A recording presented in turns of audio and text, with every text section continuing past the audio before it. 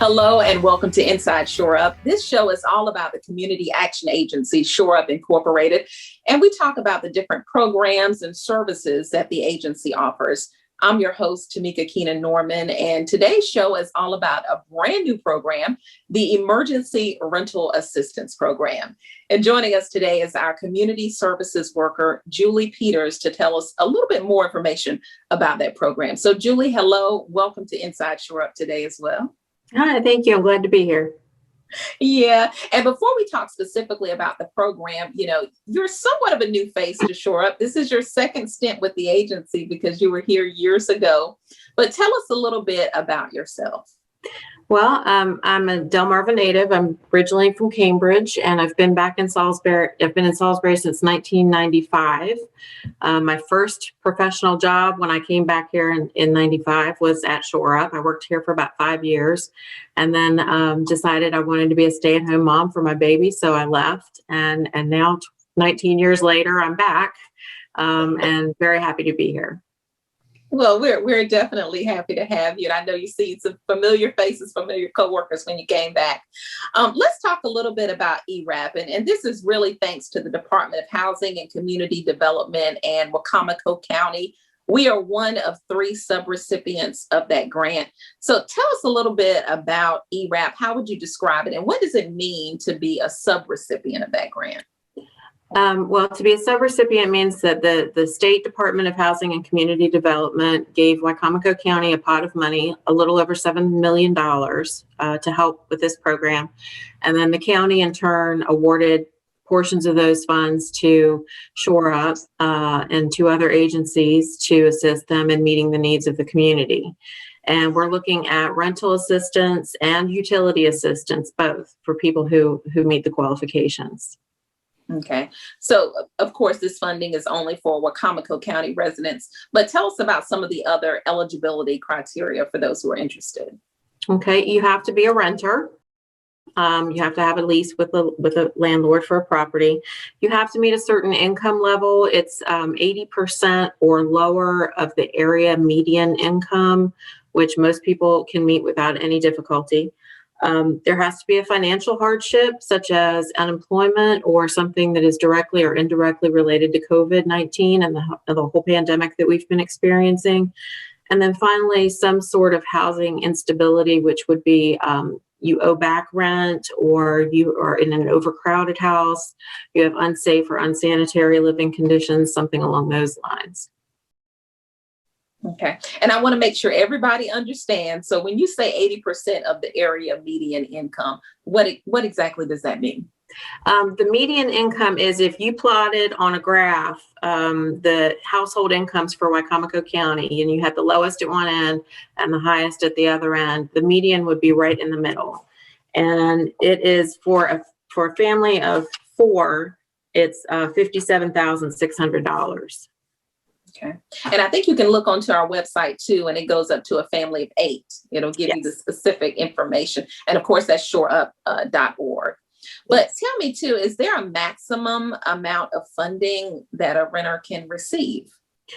There's not a maximum amount of dollars, but there is a maximum amount of months that we will cover. We will cover up to 12 months of past due rent and utilities, and up to 15 months total, with no more than 12 of the arrears.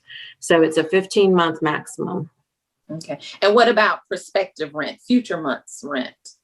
We do that 3 months at a time. So you could apply for 3 months of future rent, and then once that period ran out, then you could apply for another 3 months if you were still in need. Okay. Now, say I received rental assistance from another funding source. Would that make me exempt from getting Ewrap assistance?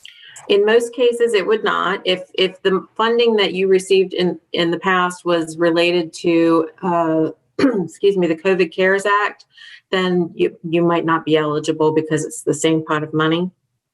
But otherwise, no, it wouldn't affect your eligibility at all. Mm-hmm. And of course, for those who don't know, Shore Up also provided those CARES funds as well. Now, utility assistance, what about that? Is there a maximum for utility assistance? No, it's the same requirement for utilities and rent. It's 12 months of arrearages and 15 months total. Okay. Now, I would assume this funding would go to the landlord if it's rental assistance, or if it's utility assistance to the utility company. Is that the case? Is there any instance where it would go to the renter instead? In most cases, it will be paid directly to the landlord and the utility company. The only time that it would not is if the landlord did not want to participate in the program. There are some requirements for a landlord to participate. We ask that you don't file any eviction papers or terminate a lease when you're accepting these funds. So if they did not want to abide by that agreement, then they would be able to exempt themselves from the program. And in that case, the payments would go directly to the tenant, who could then pay the landlord. Okay.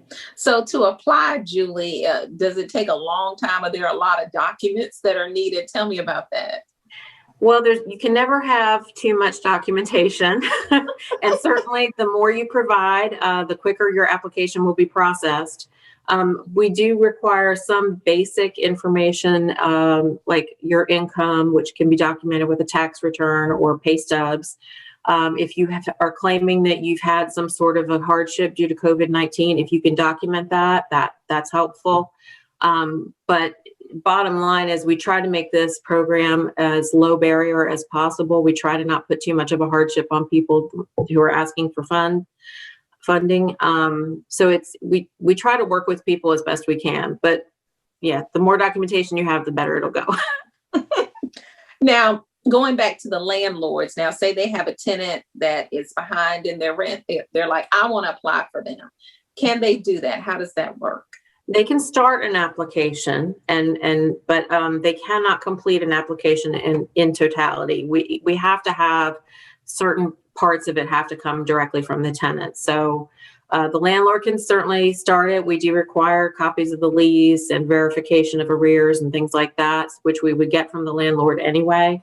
But there are certain things that we need to get directly from the tenant, such as their income and their circumstances. So we find that it's helpful for them to be the ones to complete it. Okay. Well, anything else you want to add, Julie? How do individuals apply? Well, we have applications in our lobby. Our address is 520 Snow Hill Road, but we also have them as a fillable PDF right on our website, shoreup.org. It's the first thing you see when you log on to the website, and just click on that button for more information. We have applications in Haitian Creole and in Spanish, as well as English. All right. Well, Julie, I think that pretty much covers it. What do you think? Yeah, I think so. All right. Well, thank you so much, Julie, for joining us on Inside Shore Up today. And thank you to our viewers as well for joining us on the show. Like Julie mentioned, you can go to our website, shoreup.org, to apply for the Emergency Rental Assistance Program, or you can call us at 410-749-1142. Thank you so much for tuning in, and join us next month to learn more about Shore Up Incorporated. I'm your host, Tameka Kenan-Norman.